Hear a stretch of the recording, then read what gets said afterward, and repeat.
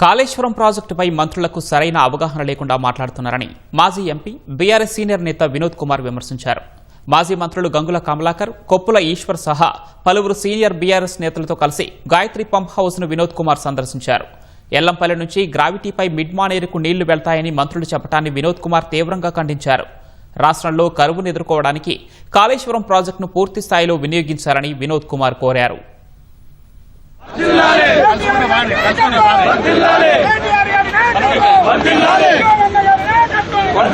అపర భగీరథుడు కేసీఆర్ గారి నాయకత్వం, అపర భగీరథుడు కేసీఆర్ గారి నాయకత్వం.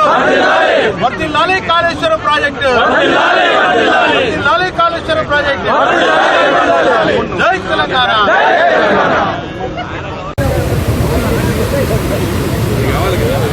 సార్ దాన్ని వీటి నీళ్లను వాటిని ప్యాకేజ్ జూమ్లా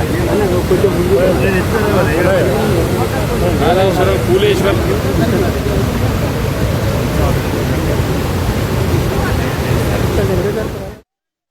కాళేశ్వరం గుడి దగ్గర ఉన్న మేడిగడ్డనే కాళేశ్వరం అనుకుంటాడు ఈ ఉత్తమ్ కుమార్ రెడ్డి. ఎన్నిసార్లు చెప్పినా అర్థమవుతలేదు. కాళేశ్వరం అంటే మేడిగడ్డ కాదయ్యా కాదయ్యా కాదని చెప్పి ఆ రేవంత్ రెడ్డి కూలేశ్వరం అంటాడు. కూలేశ్వరం అయితే మరి గన్ని నీళ్ళు ఎట్లా పోతాయా రేవంత్ రెడ్డి? కాబట్టి దయచేసి కాంగ్రెస్ పార్టీకి అవగాహన లోపం ఉంది. అవగాహన చేసుకోవడానికి మంత్రులకి ఎమ్మెల్యేలకి అవగాహన సదస్సు పెట్టవా మిస్టర్ మహేష్ కుమార్ గౌడ్. చాలా నవ్వేస్తాంది.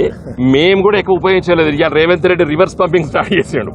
అది పూర్తిగా కేసీఆర్ గారు ఆలోచన. అది ఎస్ఆర్ఎస్పీలకు నీళ్లు పోస్తానవే ఇంకా కాళేశ్వరం లోపల కేసీఆర్ గారు చివరిగా ఆలోచించినటువంటి అంశాన్ని నువ్వు ఇలా ఉపయోగించుకుంటున్నావు. 95% ప్రాజెక్ట్ ని ఉపయోగంలో ఉన్నది కాళేశ్వరం ప్రాజెక్టు. కేవలం మేడిగడ్డ, అన్నారం, సుందిల్లా ఉపయోగిస్తలేవు. అక్కడనే నీళ్లున్నాయి.